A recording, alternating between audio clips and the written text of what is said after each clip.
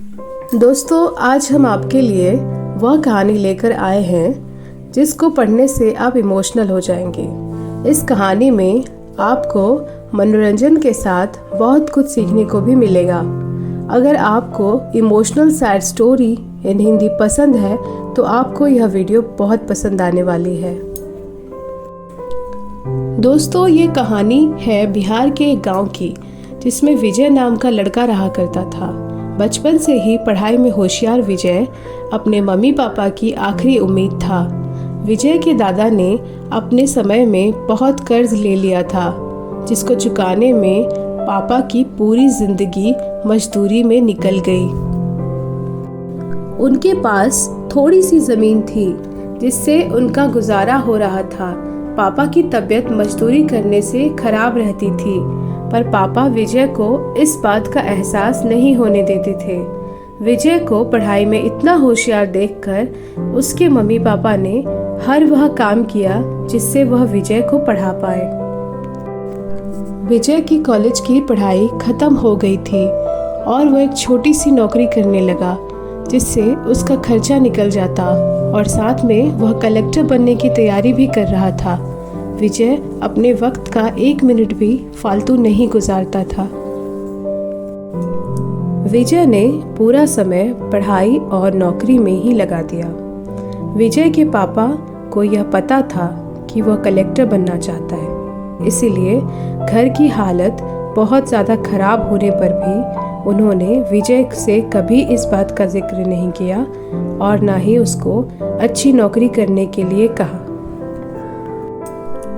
लगातार 2 साल तक विजय पास नहीं हो पाया। उसके बाद भी उसके पिता ने अपना घर और ज़मीन गिरवी रखकर विजय को आईएएस की कोचिंग ज्वाइन करवाई और उसकी नौकरी भी छुड़वा दी और केवल पढ़ाई करने को कहा। विजय के पापा हमेशा उससे कहा करते, बेटा, खेत और घर दोबारा आ जाएंगे, पर कलेक्टर दोबारा नहीं बन सकते। आज पूरे साल पढ़ाई करने के बाद विजय का रिजल्ट आ गया, जिसमें वह अच्छे नंबरों से निकल गया था। आज उसके पिता से ज़्यादा खुश कोई नहीं था। ऐसा लग रहा था जैसे विजय का सपना पूरा होने वाला है, पर भगवान को कुछ और ही मंजूर था। विजय का कल इंटरव्यू था और सुबह से उसके पापा की तबीयत खराब थी। विजय के पापा उसकी माँ से बार बार कह रहे थे कि विजय को मत बताना, और उस दिन देर रात उनकी मौत हो गई। अब एक माँ जिसकी गोद में उसका पति गुजर गया और वह अपने दर्द को भुलाकर अपने बेटे की जिंदगी के बारे में सोच रही थी। माँ ने पड़ोसियों तक को इस बात का एहसास नहीं होने दिया कि उसका पति अब नहीं रहा। पूरी रात ऐसे रोई कि आवाज़ भी न निकली, और सुबह विजय जब इंटरव्यू देने जाने लगा तब माँ और पापा के आशीर्वाद के लिए उसने माँ को कॉल किया। माँ ने पूरी हिम्मत लगा दी अपना सच छुपाने के लिए और विजय को आशीर्वाद दिया। और जब विजय ने पापा से बात करने को कहा तो माँ बोली, पापा अब तुमसे बात नहीं करेंगे, वह कलेक्टर से बात करेंगे। इतनी बात करके माँ ने फ़ोन रख दिया। विजय का जब इंटरव्यू हो गया तब उसे बताया गया कि उसके पिता की तबीयत खराब है, उसको तुरंत घर जाना है। विजय को एक पल नहीं लगा अपने पिता की हालत समझने में। घर पहुंचकर पिता के पैरों में गिरकर वह जोर जोर से रोने लगा और कहने लगा, पापा उठो, देखो मैं कलेक्टर बन गया। आज उसके पिता को वह खुशी मिली थी जिसका उनको बरसों से इंतजार था, पर आज वह दुनिया में नहीं थे। भगवान विजय के पिता की जिंदगी में सुख लिखना ही भूल गए थे। पहले वह अपने पिता के कर्ज में जिंदगी भर मजदूरी करते रहे और फिर बेटे के सपनों में फिर घर और ज़मीन गिरवी रखनी पड़ी। वह जिंदगी में कर्ज लेकर आए और कर्ज लेकर चले गए।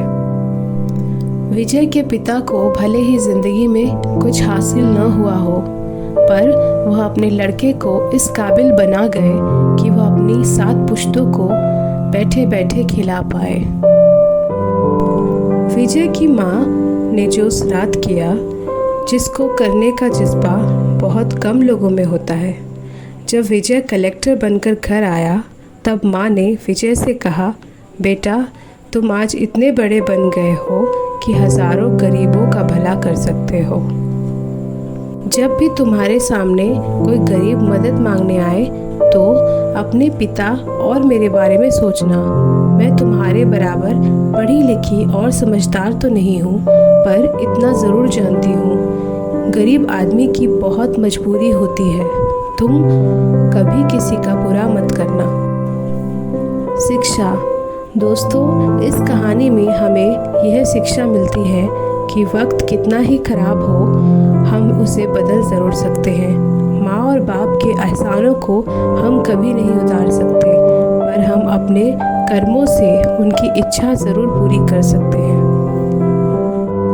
यह इमोशनल सैड स्टोरी सच्चाई पर आधारित है।